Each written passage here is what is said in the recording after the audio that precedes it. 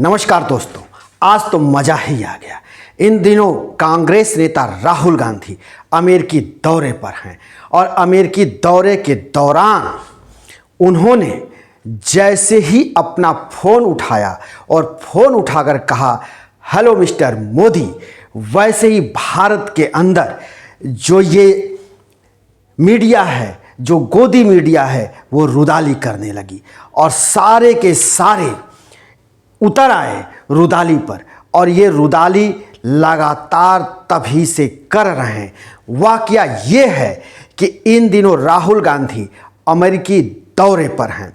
अभी उन्होंने जैसे ही सैन फ्रांसिस्को में उन्होंने जब कहा कि हमारे देश के प्रधानमंत्री भगवान को भी समझा सकते हैं और वो वैज्ञानिकों को विज्ञान सिखाते हैं, इतिहासकारों को इतिहास सिखाते हैं और सेना को युद्ध कौशल सिखा देते हैं, और तो और जो फ्लाइट उड़ाते हैं, जो हवाई जहाज़ उड़ाते हैं, उनको हवाई जहाज़ उड़ाने की कला बताते हैं।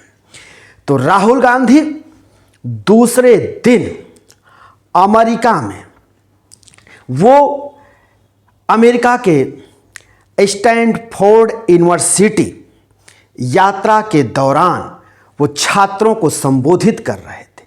छात्र उनसे सवाल जवाब कर रहे थे। कठिन से कठिन सवाल उनके सामने छात्रों द्वारा दागे जा रहे थे। उस वक्त राहुल गांधी ने पहली बार अपनी चुप्पी तोड़ी और अपनी सजा पर और अपनी सांसदी जाने पर उन्होंने जवाब दिया और छात्रों के बीच उन्होंने कहा कि शायद मैं भारत का पहला व्यक्ति हूँ जिसके ऊपर अवमानना के मामले में इतनी बड़ी उसको सजा मिली हो, जिसके तहत मेरी सांसदी गई। और ये बात उन्होंने तब कहा जब उनका नाम पुकारा गया संबोधन के लिए, तो उसमें उनको कहा गया पूर्व सांसद। इसके बाद तो छात्रों ने क्वेश्चन की, उनके ऊपर झड़ी लगा दी।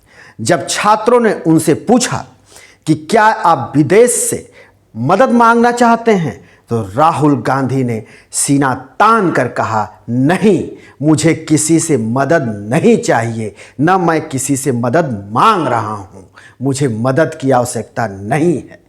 वहीं उन्होंने चाइना को आड़े हाथ लिया और उन्होंने कड़ी प्रहार करते हुए चाइना पर कहा कि चाइना से हमारे मधुर संबंध नहीं हैं।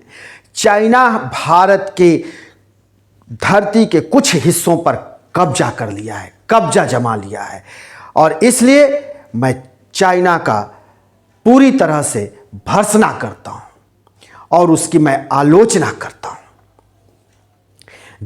यही नहीं, उन्होंने ये भी बात का जिक्र किया कि जब मैं 2004 में भारतीय राजनीति में आया था तो मैंने कभी नहीं सोचा था कि एक ऐसे मामले में हमें फंसाया जाएगा और हमारी सांसदी चली जाएगी, यानी ऐसी स्थिति हमारे देश में आएगी। इतना ही नहीं, राहुल गांधी ने जैसे ही इन बातों को वहां बोला, भारतीय मीडिया के चाटुकार, भारतीय मीडिया के चापलूस, भारतीय मीडिया के भोपू लगातार चैनलों पर उतर आए और रुदाली करने लगे। रुदाली उनकी ऐसी कि जैसे मानो उनके ऊपर पहाड़ टूट पड़ा हो, उनके कलेजे के टुकड़े हो गए हों, और बार बार एक ही बात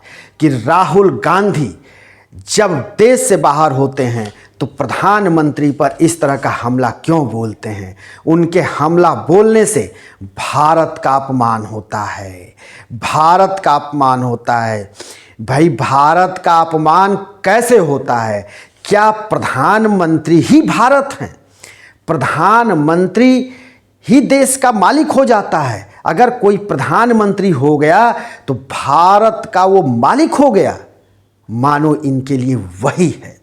और ये जितने आप अपने स्क्रीन पर देख रहे हैं, इसमें कोई न कोई, ये सभी के सभी कहते हैं कि वो देश का अपमान कर रहे हैं, प्रधानमंत्री का अपमान कर रहे हैं, ये घुमा फिरा करके एजेंडा सेट कर रहे हैं और अपने चैनल पर एजेंडा चला रहे हैं। चाहे वो डिबेट के माध्यम से चला रहे हैं, चाहे खबर की माध्यम से चला रहे हैं, चाहे सूचना के माध्यम से चला रहे हैं, चाहे स्टोरी के माध्यम से चला रहे हैं, सारे के सारे प्रोपेगेंडा चला रहे हैं।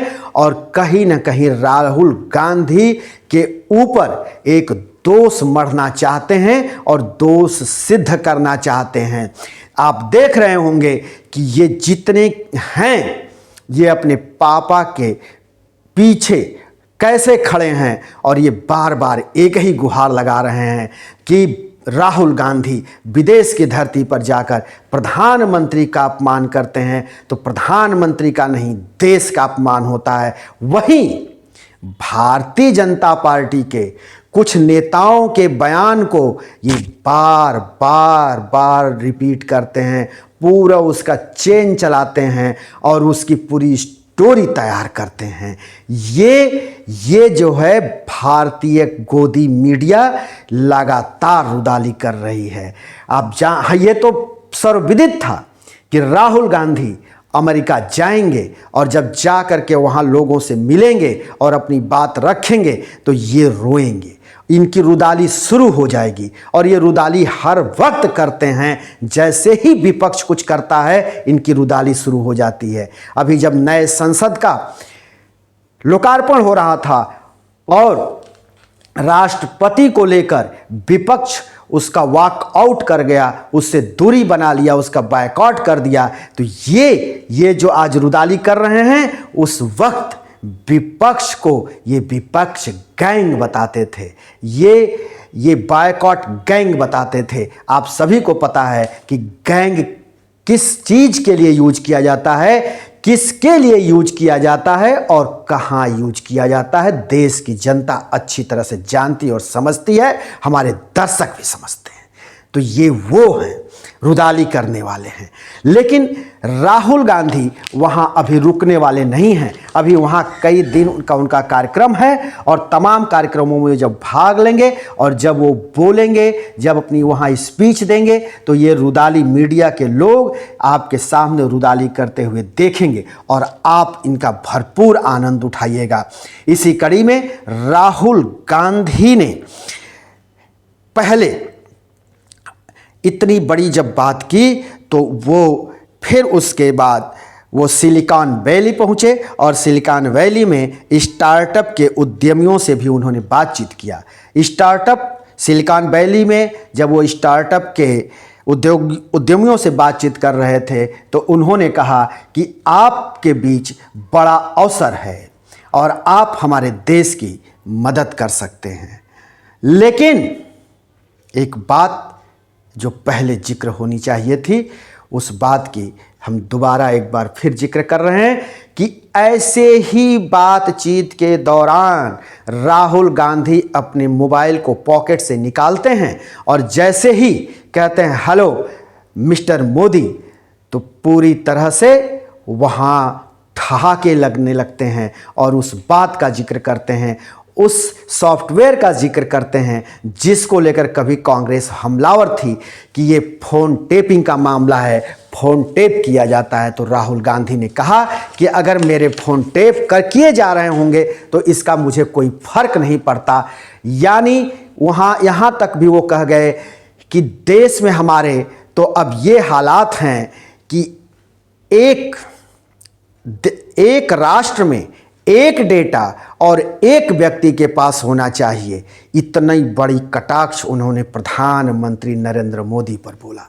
और जब इस तरह की बात उन्होंने कहा कि हेलो मिस्टर मोदी, तो ये रुदाली करने वाले किस कदर रुदाली करने लगे, ये तो आपके सामने सभी टीवी चैनलों पर दिखाई दे रहा है और आप इसको देखिए और आनंद लीजिए कि इनकी रुदाली किस कदर है और ये किस कदर पूरी तरह से ये बेचारे बन गए हैं और ये इधर उधर की बातें करते हैं और प्रधानमंत्री को देश से जोड़ रहे हैं कि अगर प्रधानमंत्री पर उन्होंने हमला बोला है तो भारत देश पर हमला बोला है। खैर मित्रों, हम आपसे बार बार आग्रह करते हैं कि आप हमारे इस चैनल को अधिक से अधिक देखने के लिए इसे लाइक करें, सब्सक्राइब करें, शेयर करें और कमेंट बॉक्स में अपनी राय को जरूर लिख भेजा करें।